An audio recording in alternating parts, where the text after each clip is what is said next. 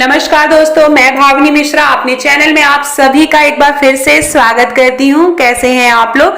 संतान सप्तमी का व्रत आने वाला है, तो सबसे पहले आप सबको इस व्रत की बहुत बहुत शुभकामनाएं। तो आइए इसके बारे में संपूर्ण जानकारी मैं आपको दूंगी। पूजा का शुभ मुहूर्त क्या है, किस दिन व्रत रखा जाएगा और पूजा विधि क्या है और इसका महत्व क्या है। तो चलिए वीडियो शुरू करते हैं।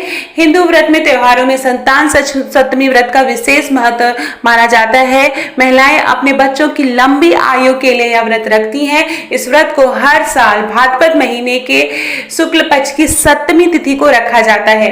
कई लोग इसे मुक्ताभरण व्रत या ललिता सप्तमी व्रत के नाम से भी जानते हैं। आइए जानते हैं कि संतान सप्तमी व्रत का जो मुहूर्त है वो कब है।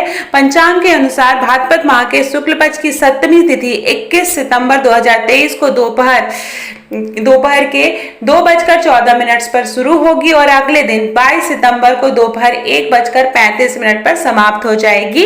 तो उदया तिथि के हिसाब से यह व्रत जो है वो 22 सितंबर 2023 को मनाया जाएगा। आइए मैं आपको पूजा का मुहूर्त बता दूं। तो ब्रह्म मुहूर्त में अगर आप पूजा करना चाहते हैं तो सुबह 4:35 से लेके 5:22 तक सुबह मुहूर्त रहेगा। अभिजीत मुहूर्त में आप पूजा कर सकते हैं, सुबह 11:49 से लेकर 12:38 तक रहेगा। गोधूली मुहूर्त है, शाम के 6:18 से लेके शाम के 6:42 तक रहेगा। और अमृतकाल मुहूर्त है, सुबह 6:47 से लेके सुबह 8:23 तक रहेगा। जो संपूर्ण पूजा की विधि है वह आपको वीडियो में दिख रही होगी, क्या क्या सामग्री और किस तरह हमें पूजा करनी है। अब हम बात करेंगे संतान सप्तमी की पूजन सामग्री, क्या क्या पूजा सामग्री की जरूरत पड़ती है। शिव परिवार की प्रतिमा चाहिए, प्रतिमा नहीं है तो आप फोटो ले सकते हैं।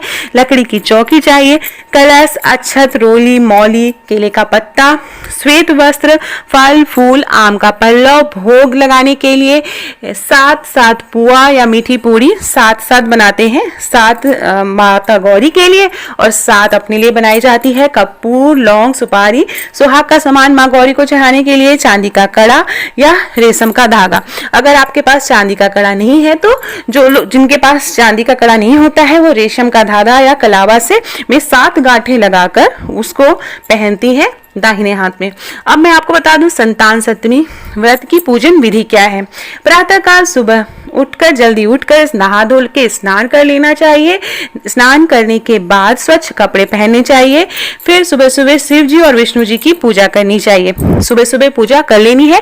तत्पश्चात संतान सप्तमी का व्रत और पूजन का संकल्प करना चाहिए। सुबह की जो पूजा होती है उसको करने के बाद हमें संकल्प करना है। संकल्प करने के बाद या जब तक आप पूजा न कर ले आपको निराहार व्रत करना है। निराहार रहते हुए शुद्धता से पूजन का सामान तैयार करें, जैसे खीर, 7 पुए या मीठी पूरी। उसके बाद फिर पूजन स्थल को शुद्ध करके गंगा जल का छिड़काव करें। फिर लकड़ी की चौकी पर लाल रंग का वस्त्र बिछाएं। याद रखें लाल रंग का वस्त्र बिछाएंगे।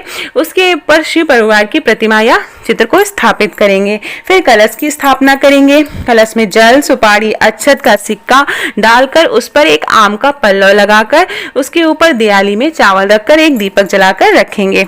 फिर भगवान को चढ़ाने के लिए महाप्रसाद 7 पुए केले के पत्ते में बांधकर वहां रखेंगे। केले का पत्ता न मिल पाए, जो पुआ का मतलब बता दूं आटा और शक्कर से बना हुआ पूरी होती है। उसके बाद केले का पत्ता न मिल पाए तो आप ऐसे ही किसी पात्र में रख के या किसी पत्ते पे रख के आप चढ़ा सकते हैं। इस व्रत में पुए का भोग लगाने का विशेष महत्व है। इसके बाद फल फूल, धूप, दीप आदि से विधिवत पूजा करें। इसके बाद चांदी के कड़े को शिव परिवार के सामने रखकर दूध और जल से इसको शुद्ध करके टीका लगाएं व भगवान का आशीर्वाद प्राप्त करें। अगर आपके पास चांदी का कड़ा नहीं है तो आप रेशम का धागा या कलावा ले लें, उसमें 7 गांठें लगा लें और फिर उसकी भी इसी तरह से पूजा करें। शिव माँ जो है शिव परिवार का आशीर्वाद लें। इसके बाद चांदी के कड़े को अपने दाहिने हाथ में पहन लें या रेशम का जो धागा आपने 7 गांठ ला के बनाया है उसको आप अपने दाहिने हाथ में पहन लें। इसके बाद संतान सप्तमी की व्रत कथा पढ़ेंगे। पूजन के बाद व्रत कथा सुनने के बाद 7 पुए जो भगवान को चढ़ाए गए थे उसमें से 7 पुए ब्राह्मण को दान दे देंगे और 7 पुए खुद खाएंगे और इसी तरह हम व्रत तोड़ेंगे। इसी के साथ यह व्रत तोड़ा जाता है। तो ये थी संतान सप्तमी की संपूर्ण पूजा विधि। उसके बाद आपको मैं बता दूं पूजन का और इस व्रत का लाभ क्या है।